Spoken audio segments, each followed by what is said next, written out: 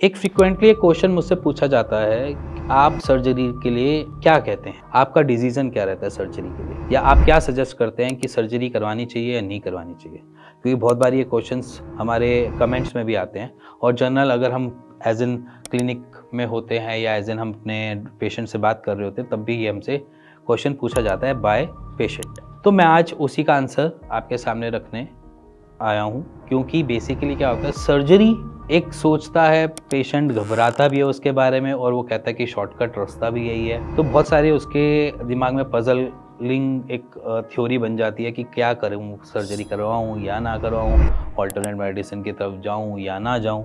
तो as an अगर मेरे से बात करोगे तो मैं तो हमेशा मना ही करता हूँ कि सर्जरी से पहले, ऐसा नहीं है कि सर्जरी ऑप्शन अच्छा है या ऐसा नहीं है कि वो बहुत बुरा ऑप्शन है। मैं कहता हूँ सर्जरी हमारे पास एक लास्ट हो। हमारे पास एलोपैथी भी है, आयुर्वेद भी है, हमारे पास होम्योपैथी भी है, और हमारे पास यूनानी भी है, सिद्धा भी है, बहुत सारी अलग अलग पैथीज हैं। एक ऑप्शन एलोपैथी में है उसका सर्जरी। अगर आपने उससे पहले कभी कुछ ट्राई ही नहीं किया रिगार्डिंग अपने वेरिकोसील के और उसके ट्रीटमेंट के ऊपर, तो यहाँ पर हम ये कहते हैं कि आपकी जो रीअकरिंग वाली प्रॉब्लम्स है, जो आफ्टर सर्जरी हम पेशेंट्स में देखते हैं, जनरली देखते हैं कि वो रीअकरिंग हो जाता है, तो वो प्रॉब्लम आप बार बार देखते हो अपनी लाइफस्टाइल में और अपनी ही ड्यूरिंग लाइफ स्पैन में। और इसके बाद अगर मैं बात करूं थोड़ा टाइम के बाद, जब वो रिकरिंग की सिचुएशन आती है, तो आपकी फिर वेन्स में वही प्रॉब्लम आती है।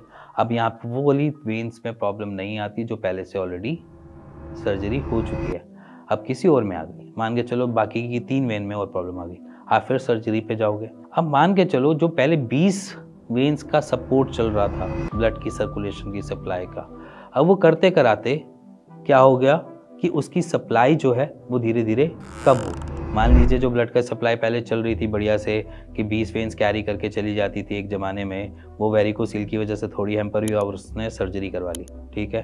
अब वहाँ पर बच गई आपकी 15 वेन्स।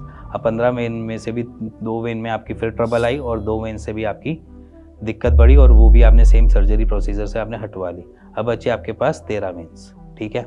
अब जब ये 13 वेन्स है ना, इसके ऊपर जो लोड है वो अप्रॉक्सीमेटली 20 वेन का ही। ऐसा नहीं है कि वो बिल्कुल चेंज हो जाएगा, धीरे धीरे वो अपना बनाता है, साइड ट्रैक बढ़ता है, सर्कुलेशन बनाता है, बट तब तक के लिए आप हमेशा ही दुविधा में रहोगे। तब भी आपको सेम ही सिम्टम्स देखने को मिलेंगे जो पहले देख रहे थे कि टेस्टिस की फंक्शनिंग वैसे ही हैम्पर हो रही है और वैसे ही दिक्कत दे रहा है, स्पर्म काउंट इतना ही बन रहा है, इनफर्टाइल वैसे ही हो रहा है, बट यहाँ पर पेन की दिक्कत सॉर्टेड हो जाएगी आपकी थोड़े टाइम के लिए, ठीक है। इसके साथ साथ इन्फ्लेमेशन की दिक्कत कम हो जाएगी, एनगॉजमेंट कम दिखेगी।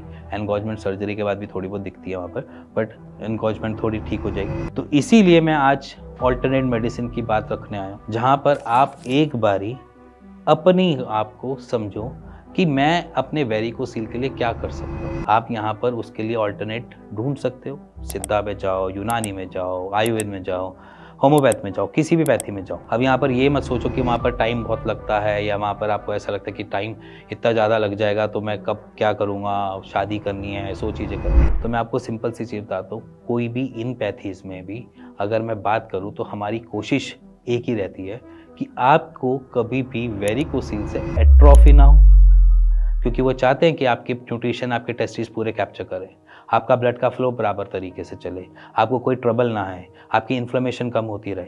ये सारी चीज़ें वो सोच के चलता है कोई भी डॉक्टर हो, चाहे वो सिद्धा हो, चाहे कोई सा भी डॉक्टर, यूनानी भी क्यों। अगर मैं बात करूँ कि वॉल्स ख़राब हो गए, वॉल्स को हम मैनेज कर सकते हैं, तो वो अपने हिसाब से थोड़ा थोड़ा कर आते एक्सरसाइज से हम उसको मैनेज कर लेंगे लाइफ टाइम में, ठीक है।